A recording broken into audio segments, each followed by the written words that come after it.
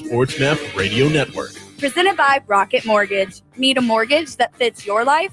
Rocket can. Live from the O'Reilly Auto Parts Studios, here's Jake Asman. Think O'Reilly Auto Parts for all your car care needs. Get guaranteed low prices and excellent customer service at O'Reilly Auto Parts. O'Reilly Auto Parts. Better parts, better prices every day. Skate center point, rolled off his stick blade. Pellet kept it in. Now finds the man in Clutterbuck. Right circle, wrist, save, rebound, Barzal! Matt Barzal cleans it up, fires it home, and it's 2-0 Islanders! Islanders hold on somehow, some way to beat the Lightning in Game 4. It was as close to a must-win as you could have in a game that wasn't technically a must-win. After the Islanders lost Game 3 at home, they could not lose Game 4 and go back to Tampa down 3-1. Instead, they found a way to win. The final score was 3-2. The Islanders led 3-0 in this game, and then the Lightning went on a surge to begin the third period. With 9 minutes to go, Barry Trotz calls a timeout, and the Islanders had to settle things down, and they nearly blew this game, if not for one of the greatest plays you will ever see a hockey player make. Ryan Pulock, a defenseman on the Islanders, dove forward and blocked a shot from Ryan McDonough of the Lightning with a wide open net with 2.7 seconds to go.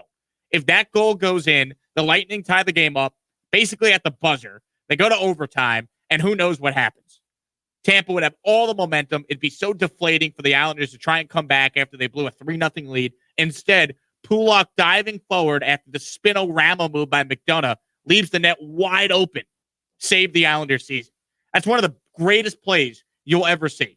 No hyperbole. The awareness, the position of Pulock, incredible. Incredible. The Islanders needed a moment like that. They needed it. I mean, that if the Islanders end up winning the series and go to the Cup, I mean, that is a forever playoff moment in the history of the Islander franchise. Seriously. It's one of the great plays you'll ever see a hockey player make. Ryan Pulock should get an opportunity to get some votes for the Venezia Trophy for the best goaltender because he made the save of the game for the Islanders. What about a statue outside the Nassau? Yeah, Nassau Coliseum? Yeah. Well, they might have to move it to Belmont. Might have to move it to Belmont? Yeah, I mean, this is it. This is it for the barn. That's true. And by the way, that save guaranteed there'll be at least another game at the Nassau Coliseum on Wednesday now for game 6. Crazy. Game 5 tonight. The Islanders have been here before. Against Pittsburgh, they trailed 2-1. Won Game 4 at home. Won Game 5 on the road. Closed it out in 6. Against Boston, trailed 2-1. Lost Game 3 at home. Then won Game 4. Won a road Game 5. Then won Game 6. Will the pattern follow suit? Will the Islanders tonight win a road Game 5 to set themselves up to clinch and go to the Stanley Cup final for the first time since 1985 on Wednesday? One game at a time, they got to win, but you feel like there's something special with this Islanders team. They're never out of a game. And for Matt Martin to have a goal to put him up 3-0, the same night that his brother-in-law is getting married. For those who don't know, Matt Martin's father-in-law is Boomer Esiason, the former NFL quarterback and radio host in New York on WFAN. Just a surreal moment.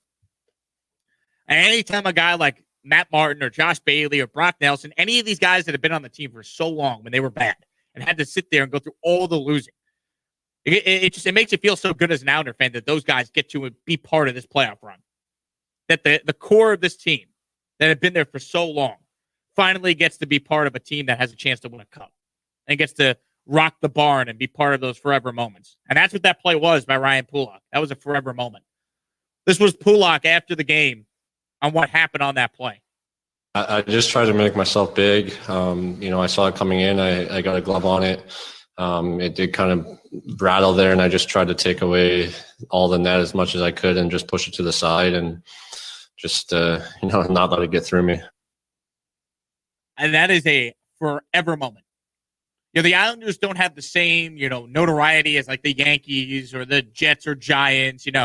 They're still kind of like, smaller team relative to some of the bigger teams in the city. But like if any other like New York athlete made that play, I mean, it'd be talked about forever. I mean, what's the equivalent? That's like the Derek Jeter flip play. If I'm going to try and find like an equivalent of like just a heads up, all-time great moment in a playoff game. The Jeter flip play preserved a 1-0 lead in a series in which the Yankees came back against Oakland down 2-0 in the 0-1 divisional series. That Pulock play tied the series up 2 games apiece and gives the Islanders a chance to go out there and potentially win tonight and still win the series. On Twitch, Jason in Jerusalem writes in, biggest part of the Pulock play was that he kept his glove open. Otherwise, it would have been a penalty shot.